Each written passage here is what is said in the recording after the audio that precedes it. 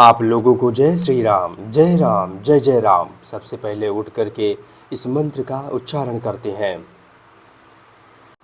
फिर इसके बाद धरती माता जी का चरण स्पर्श करते हैं। माता जी के चरण स्पर्श करने के बाद अधिक से अधिक जल ग्रहण करते हैं। जल ग्रहण करके नित्य आदि कर्म से निवृत्त होकर वस्त्र आदि धारण करके स्नान के लिए गंगा मैया जी के तट की ओर निकल जाते हैं।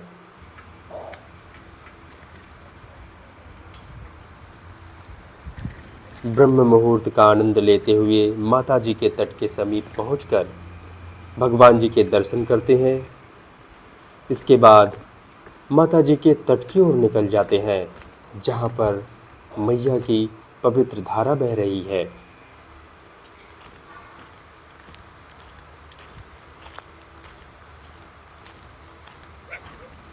तो इस प्रकार से माता जी के तट पर पहुंच जाते हैं। इसके बाद स्नान करने के लिए प्रवेश ही करते हैं। तो तैसे ही तट पर देखे कि लोग कुछ पॉलीथीन वगैरह बहाए थे, तो पहले इसे साफ़ करते हैं, फिर उसके बाद स्नान करने के लिए प्रवेश कर जाते हैं। माता जी को प्रणाम करते हैं, माता जी की वंदना करते हैं। इसके बाद दिव्य डुबकी लगाकर स्नान करना आरंभ करते हैं।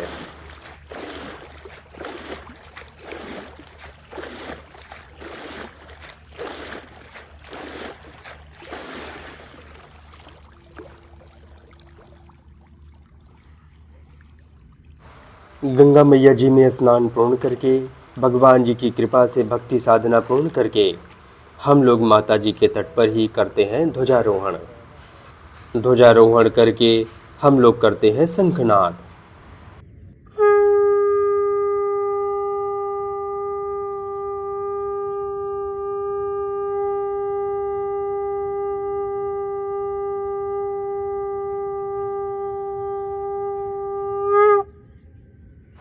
ध्वजारोहण पूर्ण करने के बाद हम लोग प्राणायाम के आरंभ में वज्रासन में बैठ जाते हैं।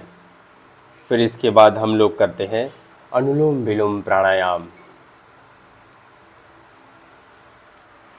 इसके बाद करते हैं वीरासन का अभ्यास। वीरासन के अभ्यास से हमारे वीर की रक्षा होती है। फिर इसके बाद ज्ञान मुद्रा का अभ्यास करते हैं। ज्ञान मुद्रा का अभ्यास करके हम लोग करते हैं कपाल भारती प्राणायाम। कपाल भारती प्राणायाम करके हम लोग भ्रामरी प्राणायाम करते हैं। भ्रामरी प्राणायाम करके हम लोग शून्य मुद्रा का अभ्यास करते हैं। शून्य मुद्रा का अभ्यास करके हम लोग करते हैं अभय मुद्रा। अभय मुद्रा करके हम लोग करते हैं ओम का उच्चारण।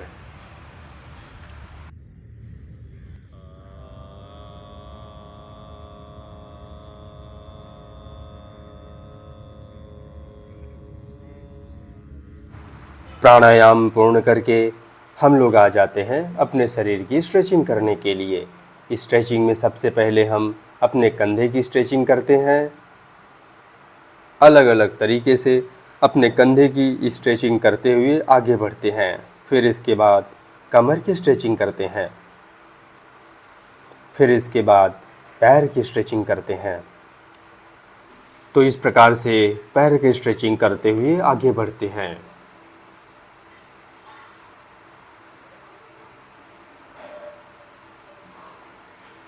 आगे बढ़कर लगाते हैं चक्रासन, और चक्रासन में ही लगाते हैं कुछ सपाट। तो आज 9 दिन के व्रत का है तीसरा दिन। फिर इसके बाद जो है लगाते हैं मयूरासन। मयूरासन के अभ्यास से हमारे पाचन तंत्र बहुत ही अच्छे हो जाते हैं। फिर इसके बाद फिंगर के ऊपर लगाते हैं एल्बो लीवर। फिर उसके बाद 3 उंगली के ऊपर लगाते हैं एल्बो लीवर। स्ट्रेचिंग पूरी करके बढ़ जाते हैं व्यायाम की ओर। तो व्यायाम की शुरुआत हर दिन की तरह साधारण सपाट से करेंगे। तो इस प्रकार से साधारण सपाट की स्थिति में आ जाते हैं और साधारण सपाट लगाना आरंभ करते हैं। तो यह सपाट लगा के पूरा करते हैं और थोड़ा सा आराम करेंगे। फिर आ जाएंगे कुंभक सपाट की स्थिति में। एक गहरी सांस लेंगे और एक सांस में ही जितना अधिक से अधिक सपाट लग पाए लगाएंगे। तो इस कुंभक सपाट को लगा के पूरा करते हैं, थोड़ा सा आराम करके आ जाते हैं स्कैपुला पुशअप की स्थिति में। तो इस प्रकार से स्कैपुला पुशअप लगाना आरंभ करते हैं। आराम से नीचे जाते हैं, फिर अपने बॉडी को स्ट्रेच करते हुए ऊपर आते हैं। तो ऐसे स्कैपुला पुशअप लगाते हुए आगे बढ़ते हैं। स्कैपुला पुशअप लगा के पूरा करते हैं, थोड़ा सा आराम करते हैं और अब आ जाते हैं हिंदू सपाट की स्थिति में। तो इस प्रकार से हिंदू सपाट की स्थिति में आते हैं और हिंदू सपाट लगाना आरंभ करते हैं।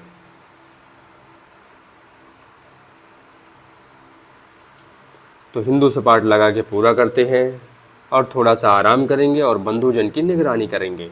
फिर इसके बाद आ जाते हैं अपने शरीर को बैलेंस करने के लिए। शरीर को बैलेंस करते हैं और इसी में लगाते हैं मेढक वाला सपाट।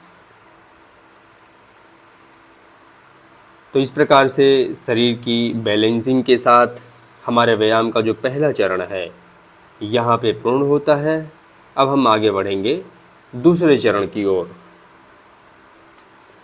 व्यायाम के दूसरे चरण के पहले थोड़ा सा आपस में आनंद करते हुए व्यायाम के दूसरे चरण में हम लगाएंगे कमर के लिए सपाट। अपने हाथ को डायमंड शेप में रखेंगे, शरीर को पूरी तरह से खींच लेंगे और इसमें लगाएंगे सपाट। जैसा कि नवरात्रि का तीसरा दिन है, 9 दिन का व्रत है, तो हर दिन की अपेक्षा इस 9 दिन के व्रत में व्यायाम थोड़े कम ही करेंगे। यह सपाट पूर्ण करके फिर इसके बाद इसी सपाट को हम एक हाथ से लगाएंगे।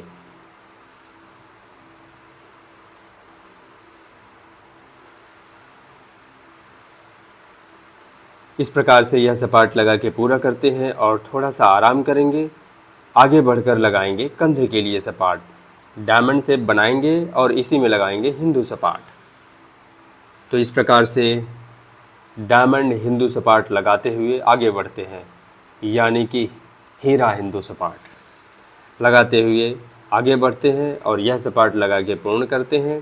थोड़ा सा आराम करेंगे और फिर जैसा कि चारों तरफ गाना चल रहे हैं तो इसलिए बैकग्राउंड की जो आवाज़ है उसे म्यूट करना पड़ रहा है। आगे बढ़कर डायमंड शेप बनाएंगे और इसी में लगाएंगे पाइक पुशअप। तो यह दोनों सपाट हमारे कंधे और फोर आर्म के लिए बहुत ही लाभकारी होता है। तो यह दोनों सपाट लगा के पूरा करते हैं। इसके बाद थोड़ा सा आराम करेंगे। आराम करने के बाद लगाएंगे मुष्टिका सपाट। तो इस प्रकार से मुष्टिका सपाट की स्थिति में आते हैं और मुष्टिका सपाट लगाना आरंभ करते हैं।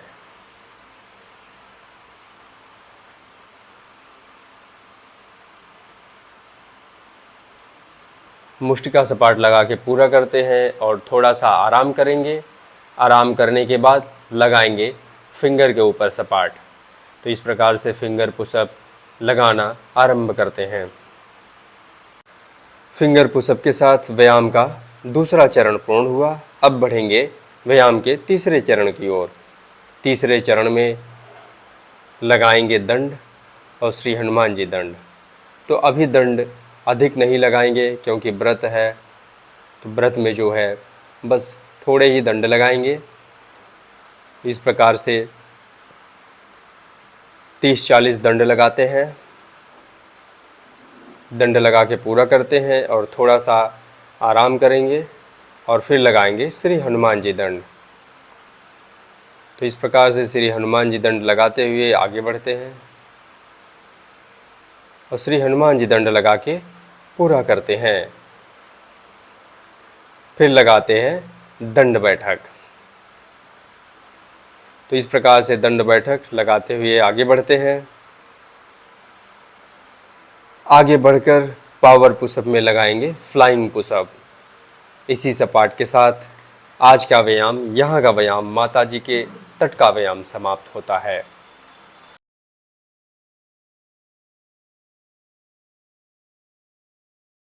आगे बढ़कर पढ़ेंगे श्रीमद् भगवद गीता और करेंगे आपस में चर्चा। श्रीमद् भगवद गीता द्वितीय अध्याय, श्लोक संख्या 15 और 16। याम ही न व्यथयन्त एते पुरुषं पुरुषर्षभ शम दुख सुखम धीरम शो अमृत तत्वाय कल्पते। हे पुरुष श्रेष्ठ, जो पुरुष सुख तथा दुख में विचलित नहीं होता और इन दोनों में समभाव रखता है, वह निश्चित रूप से मुक्ति के योग्य है। नास्तो विद्यते भावो न भावो विद्यते शतः उभयोरपि दृष्टोन्त अस्तवान योस तत्वदर्श भी। तत्वदर्शियों ने यह निष्कर्ष निकाला है कि असत भौतिक शरीर का तो कोई चिर अस्थायित्व तो नहीं है, किंतु सत यानी कि आत्मा अपरिवर्तित रहता है। उन्होंने इन दोनों की प्रकृति के अध्ययन द्वारा यह निष्कर्ष निकाला है। धन्यवाद। कथा ये है कि जब लक्ष्मण जी को लक्ष्मण शक्ति लगी, वहाँ की बात है, जब भगवान राम जी को पता चलता है कि लक्ष्मण जी को शक्ति लग गई और धाराशायी हो गए हैं और सूर्य उदय के बाद जो है उनके प्राण निकल जाएंगे, तो भगवान राम जी ये बात सुनते ही बड़े दुखित हो जाते हैं और रोते हुए जाते हैं, उनको उठा के अपने गोद में रख लेते हैं। सब कुछ भूल जाते हैं कि अयोध्या में माँ है हमारी रो रही है, अयोध्या की हालत क्या है, हमारी पत्नी को रावण ले गया, क्या होगा, सब कुछ भूल जाते हैं। सिर्फ उन्हें अपना भाई दिख रहा था और उसकी पीड़ा दिख रही थी और उसी को पकड़ के रो रहे थे और यही बोल रहे थे, यदि तुम नहीं जीवित रहे तो मैं भी नहीं जीवित रह सकता। तो मतलब भगवान राम जी वहाँ ये संदेश दे रहे थे कि जो भी रिश्ता वर्तमान में संकट में हो, वह रिश्ता आपके लिए सर्वोपरि रखता है, ज़्यादा महत्व रखता है। बाकी रिश्ते तो आपको याद आने ही नहीं चाहिए। तो इसलिए जो है हमें रिश्तों की गहराइयों को समझना चाहिए और उसका हमें आदर सम्मान करना चाहिए। तब हमारे जीवन में सम्मान अपने आप आएंगे, हमारे पुरुषार्थ की वृद्धि होगी, हमारे व्यक्तित्व की वृद्धि होगी। धन्यवाद। जय श्री राम सभी को। आज नवरात्रि का तीसरा दिन है और हर जगह पंडाल लगे हुए हैं, बहुत सुंदर और अद्भुत पंडाल लगे हुए हैं। आप लोग पंडाल जाइए और दर्शन करिए माता जी का। हैप्पी नवरात्र। गुरुजी, मैं ये संदेश पहुंचाना चाहूँगा कि हमें विपत्तियों से घबराना नहीं चाहिए, हमें विपत्तियों से लड़ने के लिए श्री राम जी से सीखना चाहिए कि किस तरीके से विपत्तियों को, परिस्थितियों को से उन्होंने लड़े, डरे नहीं। तो हमें सभी विपत्तियों से, सभी अच्छाइयों से, बुराइयों से कैसे उससे व्यवहार करना चाहिए, उसके लिए हमें प्रभु श्री राम जी से सीखना चाहिए। धन्यवाद। गुरु जी, जैसे हम लोग कोई भी कार्य करते हैं तो उस पे लोग बुराई करते हैं या बेइज्जती करते हैं हमारी। जैसे हम लोग अभी गंगा अभियान करते हैं, स्वच्छता अभियान, तो हम लोग को जैसे बहुत लोग बुराई भी करते होंगे, ये लोग रोज रोज आ जाते हैं। तो जैसे कि हाथी अगर बाजार पे जाता है तो 4 कुत्ते भौंकते हैं। धन्यवाद। तो ऋषि सर्वंग जी का आश्रम पड़ता है, तो ऋषि सर्वंग जी के जब आश्रम में जाते हैं तो इंद्र आते हैं ऋषि सर्वंग जी को लेने के लिए, स्वर्ग, आप हमारे स्वर्ग चलिए। तो ऋषि सर्वंग जी इंद्र जी के उस प्रस्ताव को ठुकरा देते हैं कि मेरे लिए स्वर्ग जाना बहुत बड़ी बात नहीं है, मेरे दरबार में और मेरे कुटिया पर किसी विशेष व्यक्ति का पदार्पण हो चुका है, मैं बिना उनके स्वागत किए नहीं जा सकता। मेरे जीवन का ये अंतिम क्षण है और उस अंतिम क्षण में मैं उन्हें छोड़कर स्वर्ग क्या, इस संसार का कोई भी उद्गम से उद्गम या अच्छा स्थान हो, मैं नहीं जा सकता। तो इंद्र जो है चले जाते हैं।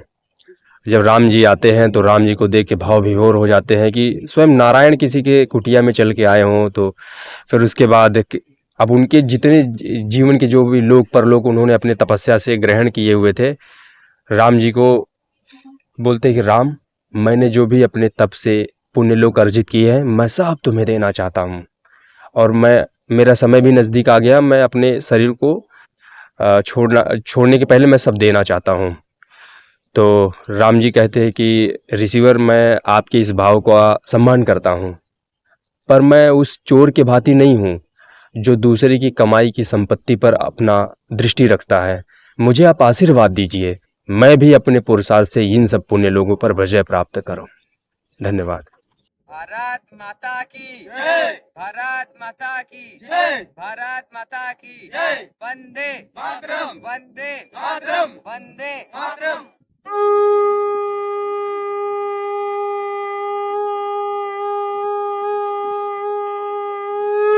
सब कुछ पूर्ण करके आ जाते हैं गंगा मैया जी की सफाई करने के लिए।